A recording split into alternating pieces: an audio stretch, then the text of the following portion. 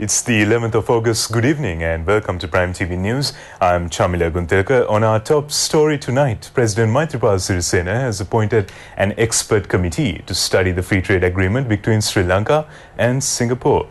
For news on this in brief and more, via our headlines first.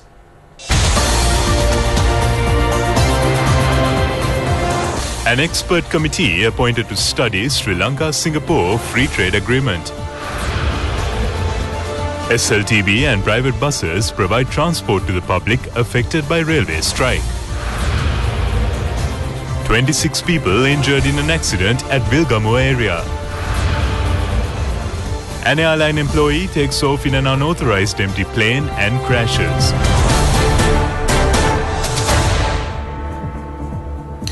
Starting off with our news making the cut tonight, President Maithripala Sirisena has appointed an expert committee to study the Sri Lanka-Singapore Free Trade Agreement and to report to him. The committee has been appointed after considering various views expressed by several parties to the President.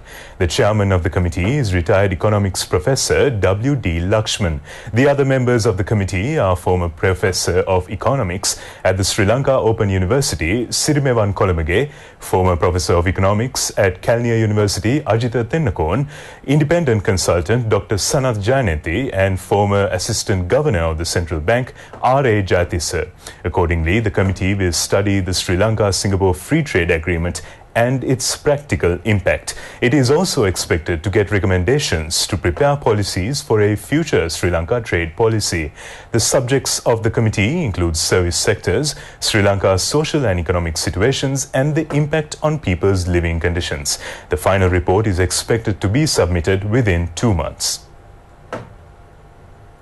Although the train operations were hindered today due to the railway strike, SLTB and private buses provided transport to the public. Meanwhile, the striking trade unions has called for a discussion with the President and the Finance Minister.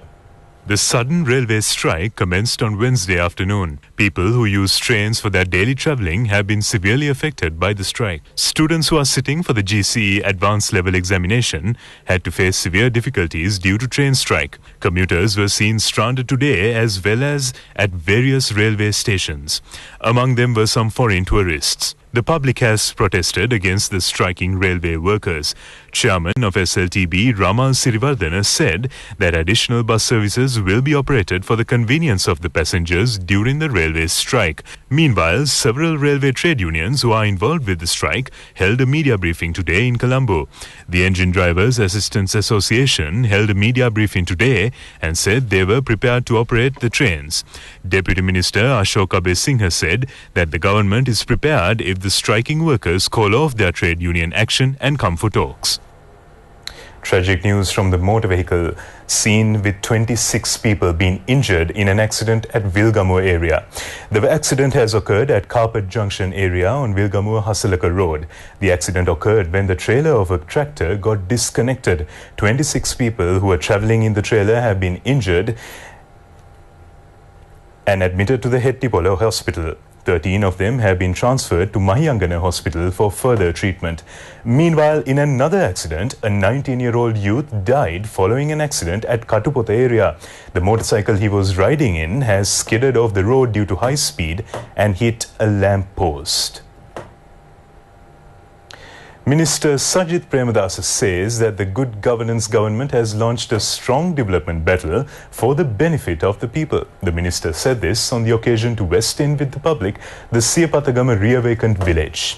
The Siyapathagama Reawakened Village, built at Akmimana, Pilana, Karankati area, has 25 houses. It is the 104th model village vested with the people under the Samata Sevana Reawakened Village program. 18.4 million rupees has been spent to build the village. Several programs, including the granting of Visiri housing loans, Sondurupiyasa loans, and handing over vocational equipment to 68 trainees under Shilpa Saviya program took place to coincide with the event. Minister Gayantha Karunathilaka was present on the occasion. The mega program to redevelop 1,000 tanks and villages is successfully implemented, making another development program of the government a reality. Another phase of the program commenced today at Agunakola Palace area.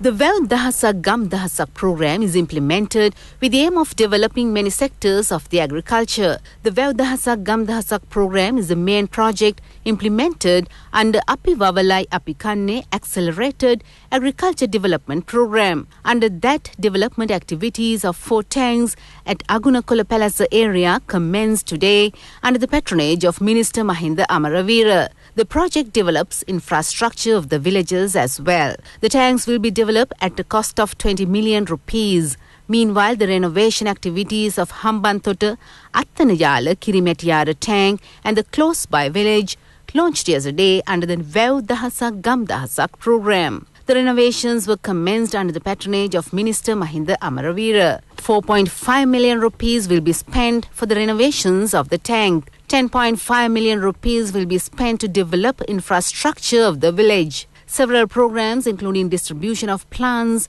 among the villagers, took place on the occasion. The development work of Agunakola Palasa Kaila Valpota Vaver tank and the village will commence tomorrow. The Minister of Agriculture said it would be 300 tank and the village that would be developed under Vev Dahasak Gam Dahasak program.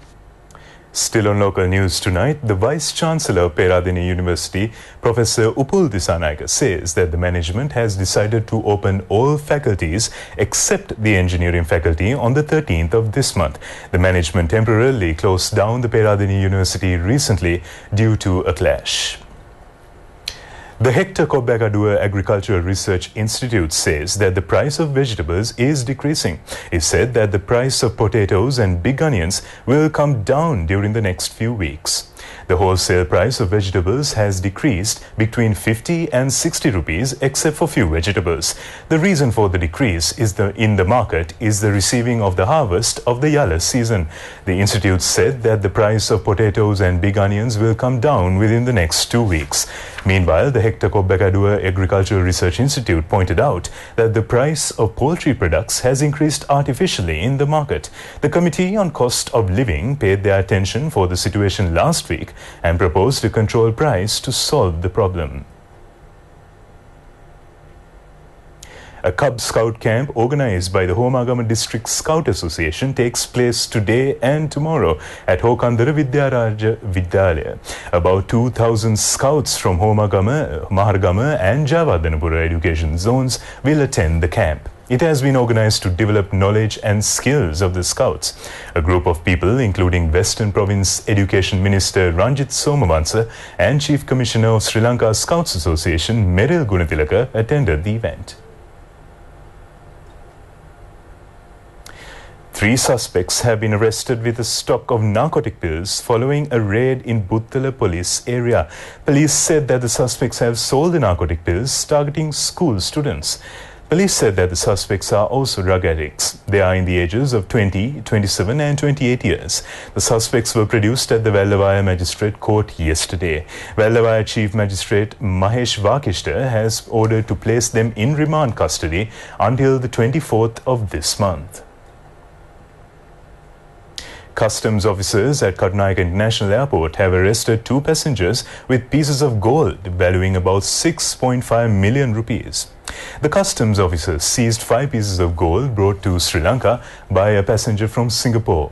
The other passenger has arrived from Chennai. The suspects have tried to smuggle in the pieces of gold by cleverly hiding them in their clothes. Deputy Customs Director Vipula Minuanpitiya said that the weight of the gold is about 1 kilogram. The second phase of the ITN's At Powder program is now successfully underway. A function was held in Colombo to educate on the program.